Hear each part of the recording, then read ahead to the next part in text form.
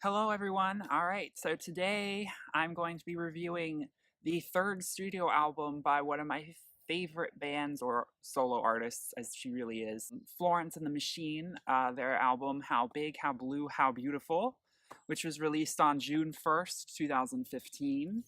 This album, as I will get into, explores a wide variety of topics lyrically that I think goes deeper than anything she's worked on before. Before was, she used a lot of metaphors and she referenced a lot of, like in ceremonials, for example, she referenced things that were a little bit more abstract. This album is getting a little bit more personal and a little bit more transparent with the lyricism. It's still abstract, but there's a depth of personality to this songwriting that is really, really unique, though I do think some of it might harken back a little bit more to her first album, Lungs. So without much ado, we'll get right into this. I was really, really, really excited for what Florence was going to do for their third album. Ceremonials was this huge, bombastic, orchestral, and it was interesting to see her strip all this back, to strip away so much of the chorus and the choral and orchestral elements and get a little bit more acoustic, to get a little bit more stripped down for this album, which I think was a welcoming change. It's an interesting album in that it's very dark and also very light at the same time.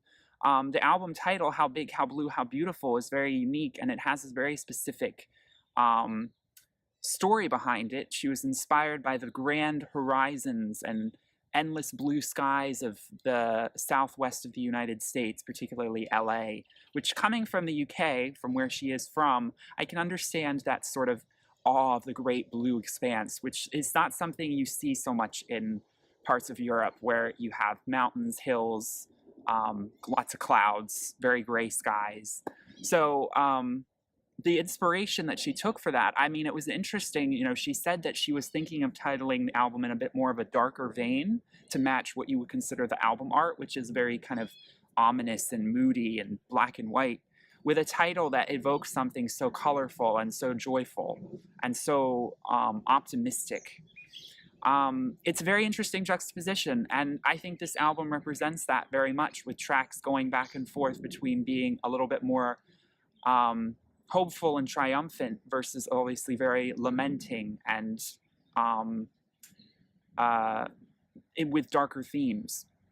The album opens with very bombastic Ship to Wreck, which talks about just how she's felt like she's just completely capable of self-destruction and ruining a good thing in her life, through drinking, through making a mess of relationships, through making a mess of her own peace of mind. Everything just becomes a mess, and she feels as though she can never reclaim or clean that back up or stop this endless cycle. And so she's asking herself, do I do this on purpose? Is this something I can fix? It really spoke to me. I mean, I feel this in a lot in my own life. Am I building this ship to wreck? I mean, it's an amazing out metaphor. And the songwriting is very reflective of that. Moving into What Kind of Man, which starts out in the most probably moody kind of classic brooding Florence you could imagine, and then bursts into probably one of the more hard, edgy songs of the album, which really cuts deep in the sort of alternative rock vibe or vein, which is unique to the rest of the album. The rest of the album is a little bit more airy and a little bit more classic Florence in that regard, but this is very alternative rock. And it asks this question of, what kind of man would do this to me? What kind of man, I mean, it's a feminist anthem in that regard, in terms of relationships, of men treating, if men continually treat you bad, but what is this, representing? Why am I being treated this way? And why are so many women being treated like this? That's how I interpret it. This is not how things are meant to be. What kind of man is this? Who are we dealing with? The third track on this album goes right into the theme of this album and makes this song stand out a little bit. the title track, where it's, in my interpretation, though this song is very abstract and could be interpreted a lot of different ways, it's speaking about this feeling of something bigger than you. It could almost be akin to something sort of religious or spiritual. We've opened the door, now it's all coming through.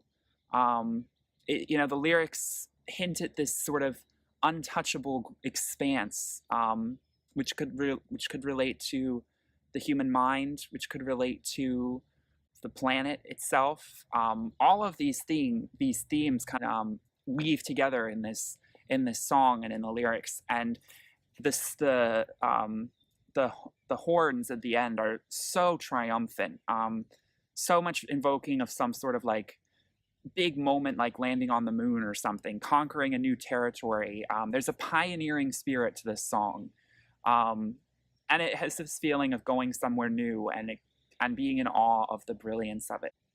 It's a really, really unique song, and it has this sort of flavor that I think we'll come to in parts later in the album, but it's very unique to this album and different from some of her previous work. I see a little bit of a comparison lyrically with What the Water Gave Me from her Ceremonials album, where this is sort of expounding on that. And whereas What the Water Gave Me was sort of alluding to possibly going to the river and being baptized, this song is about going to the prairie or to the great expanse of some sort of vista and being sort of like spiritually realized that way. So there is this common theme of nature providing some sort of spiritual experience for the person. Could be Christian, could be any religion.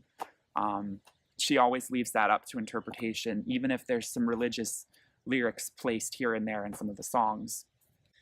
The fourth track, Queen of Peace, one of my favorites on this album, really floored me upon the first listen. This is a very distinct shift in sound from the first three tracks of the album, which is why this album is very kind of, it's cohesive, but the songs do kind of go in different directions and mix different styles of music that Florence has played with in her past two albums.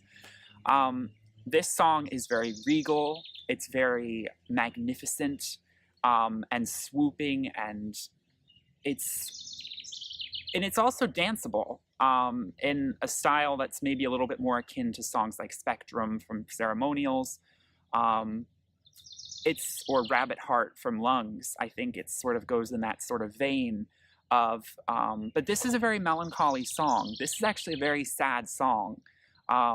It allegorically references how the pacifists basically have always been ignored or shunned in society, in my opinion.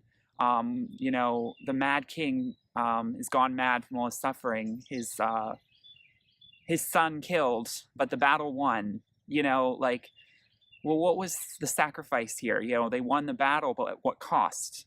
Could there have been a peaceful resolution to this? The music video really dives into this with this fighting group of people in Scotland where this music video was filmed. And, she appears as this sort of motherly figure, trying to calm and trying to bring peace to this altercation, but she's completely ignored. No one's aware that she is there.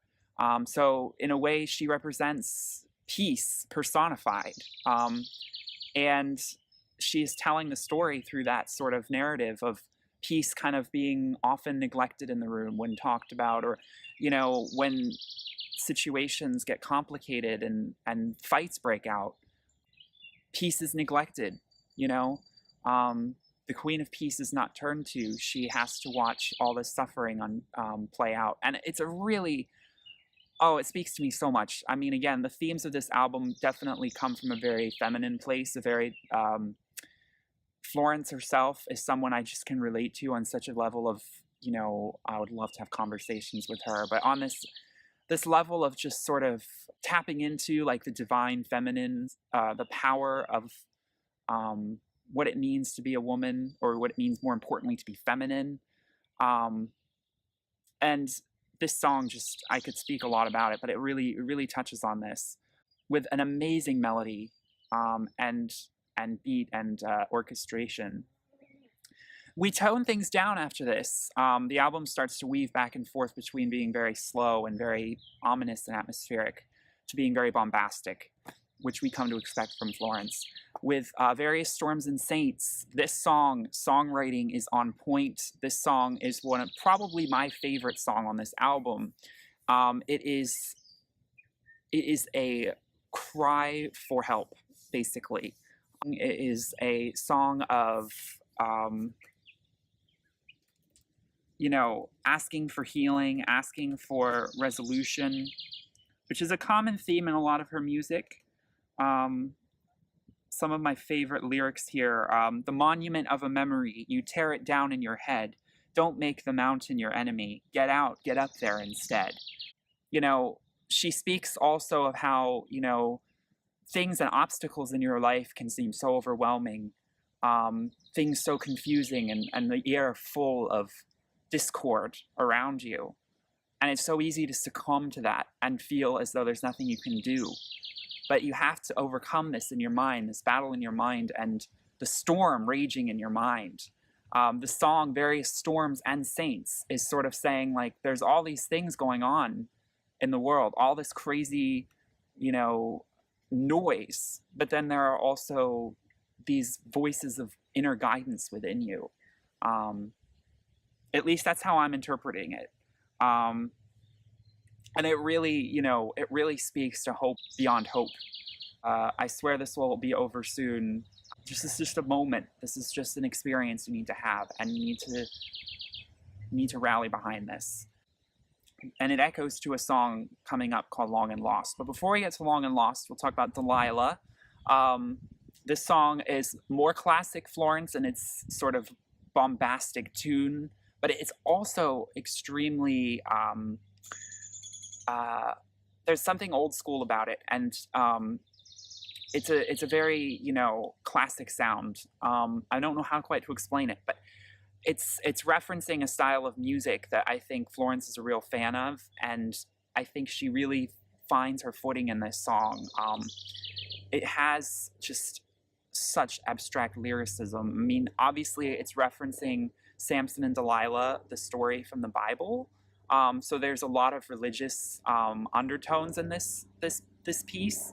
And if you look at the video as well, there's almost sort of this imagery conjured up of, I could dance for the devil, it would be so much fun, and I feel so much more free. Never knew I was a dancer till Delilah showed me how. It's something that it really makes me want to research more into the story of Samson and Delilah. That's something about her music that just is so kind of endearing, is that it's very intellectual and it's very multi-dimensional, and it really plays to that.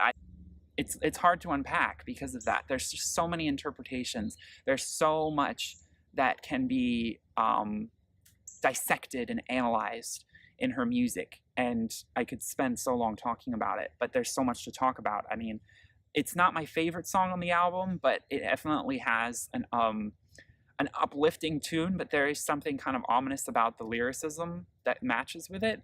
So it's like you're dancing and you're happy, but you're like, oh, what am I saying here? Is there something wrong? Long and Lost, which follows, it's a very esoteric song. It's another sort of, it's not a ballad to me. It's sort of just like almost an incantation.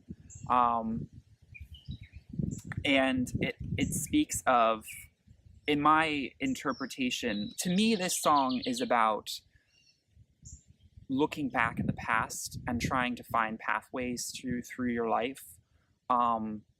She speaks of, it's too late to go back home. Are all those bridges burned? And, is there a path through this fog, this mist around me, in the dead of night? It's a very introspective track. It's looking and crying for answers. I need the clouds to cover me, pull in the dark, surround me. Without your love, I'll be so long and lost. Are you missing me? So there's an element of being neglected or being alone. And is this a beautiful thing, or is this just pure sadness and wallowing in it? And that's something I can relate to a whole lot. Just even the title, Long and Lost, is such a thought-evoking, emotional title for a song. It really is someone asking big questions about their own life and about their choice to be alone, but at what cost, and to the choices they make going forward in their life. It's really difficult to know where and what is the right path for you, and if being alone is often if that's something that's meant for your soul. And sometimes it is, at least for certain periods of your life. We all have to walk alone. The next song, Caught, is a sort of nice sort of jump back into sort of a little bit more of, I don't want to say classic Florence, but this song is very uplifting and at the same time just sort of a little bit less heavy in subject matter.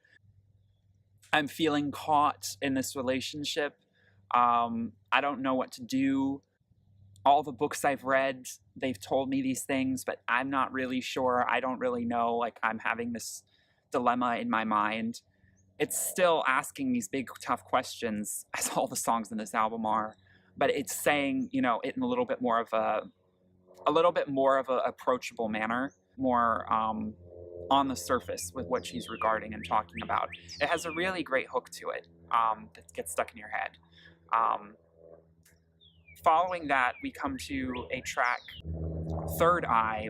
It reminds me a lot of Drumming Song from her first album. It has this pounding drum in the background, and it is a, you know, anthemic song. I mean, this song is about your identity and how you constantly pursue yourself and finding out who you are, and you try and change and evolve. And I really, really, really relate to this. I mean, this song is just, I imagine like tons of identities and running around in Florence's head, but her third eye can see through all of them.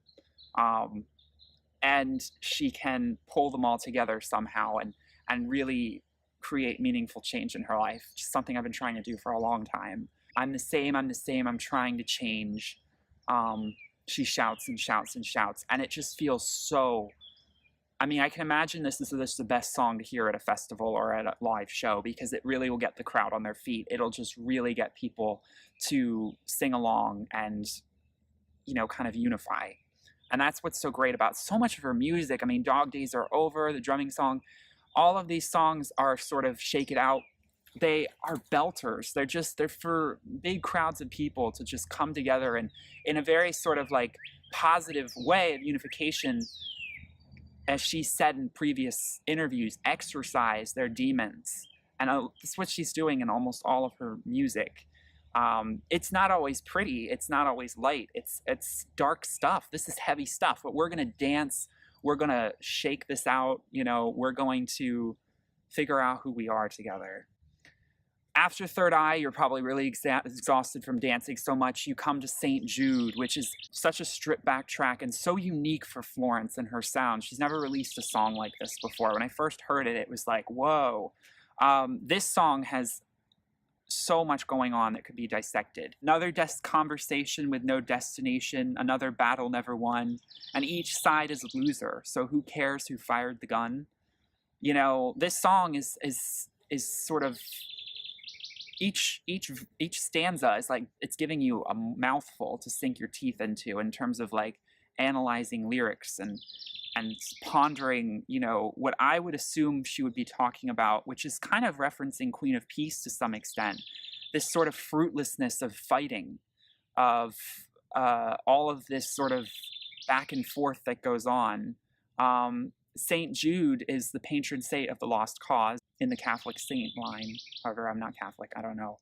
I didn't know this until I heard the song. I didn't even know really who St. Jude's was, besides, of course, hearing about St. Jude's Hospital. And the fact that she used St. Jude as sort of the allegory for this sort of the lost and the forlorn, the ignored, and her putting herself sort of in that position, it really speaks to a broad arcing theme in this whole album. And so I really appreciate how she's linking these songs together by the songwriting. Not necessarily always by the style of music, but definitely the story that she's telling, it all comes together. And it is, again, how big, how blue, how beautiful. You think like, okay, where's this going here? Like, what are we finding through this? What is the answer to all these questions that are being asked? These heavy, heavy questions, and these sort of anecdotes of remorse and sorrow that are being expressed. And the truth is there aren't that many answers. I mean, how big, how blue, how beautiful is saying just like how expansive this is. Like, there's no answer that we can find yet, at least. But we have to keep asking. We have to keep searching. We don't know these answers yet. But we're dealing with all of these emotions. We're dealing with all of this suffering and strife in our personal lives and as a world in general. And there's got to be something we can, if it's through religion, so be it. But there's got to be some sort of spiritual link, something more to unite us and keep us moving forward. The final track is Mother on the standard edition, and oh my goodness, did this track blow me away. I was not expecting it to be what it was when I heard like previews of it and the first listen through. It's definitely grown on me over time. The replay value for this song is huge, along with Queen of Peace. This song is truly a roller coaster. The production is unreal. They go completely nuts with the production, and I love it. It ends in such a chaotic, euphoric, sort of almost catastrophic sort of manner, but yet at the same time it feels like a resolution. Florence's music has always sort of culminated with this sort of giant, bombardment of sound and sort of climax. And this song is where you get that. You don't get that so much in other songs of the album, but this is a little bit more what you would expect from ceremonials, with the buildups of orchestration and the buildups of production, kind of the chaos of it, but feeling so cathartic. You get that from this song, and it's the perfect song to end the album. I often like to put the bonus tracks that come after it into the middle of the album, so that Mother is the last song you hear, just because of the way it ends and the way it kind of ties everything together. I mean, she's asking Mother, which we could interpret as being Mother Earth, we can interpret as being some divine being. Doesn't matter. She's just asking to become like the trees, to become tall and let the rain batter you, but still grow stronger, and not let all this craziness around you get you down anymore. Just let me come to my knees and surrender to the effortless grace of nature.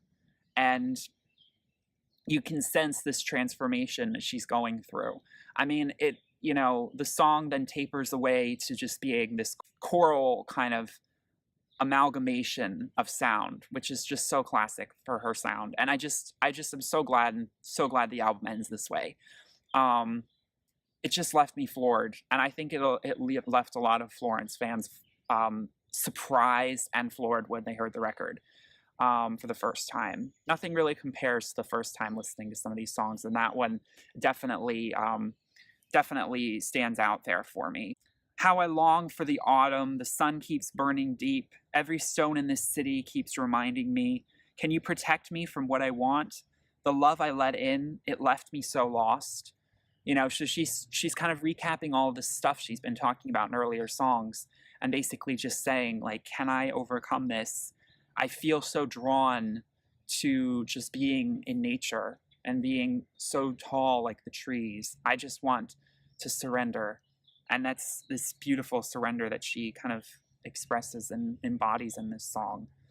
And it wraps up the standard edition perfectly. I could talk about the deluxe tracks. I think, in my opinion, they're not as strong. And sometimes you do think, like, why was that deluxe edition track not put on the standard edition? In this case, I do understand why the deluxe tracks were not included. They're nice songs, but they're not really.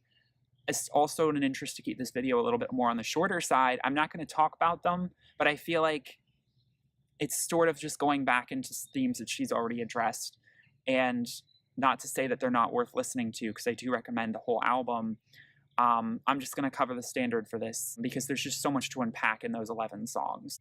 So that is my review of this album. I mean, as far as Florence albums, I say it's my favorite to date. Ceremonials was hard to top because it really blew me out of the water. Um, but this album, with its somewhat stripped back and I think a little bit more approachable feel, in that it's dealing with somewhat what feels a little bit more real life experiences, very, very deep and dark personal struggles, will always be a comfort to anyone who's struggling with these big unknown questions in their life. And so this album for me, it came out at a point in my life that I'm still dealing with where I don't know what's happening next and I don't know where I'm going. And I think it's a perfect companion to sort of belt out these things in a very cathartic manner. And I appreciate the experimentation on it. My favorite personal tracks would have to be various Storms of Saints, Queen of Peace, and Mother, the closing track. Those would be the three tracks that I recommend. But all of the songs have something for everyone, and I think it performed very well. And I have seen these songs performed live, and it's just truly something else. So again, I mean, this is a 5 out of 5 album for me, maybe a 4.5 out of 5. I don't know, but I would give it a 5 out of 5 because although there are some times where I feel like the sounds are a little bit discordant or maybe not my style, like What Kind of Man or Delilah, they still are endearing and they bear repeating. I still listen to them a ton, even if they weren't instantly grabbing to me. So that is Florence, How Big, How Blue, How Beautiful. I hope any Florence fans, if you had any interesting reactions or experiences with this album, please comment and let me know. I hope to review Ceremonials by her as well, and hopefully Lungs as well in the future. So that is all for now, and thanks, and have a wonderful day. Bye.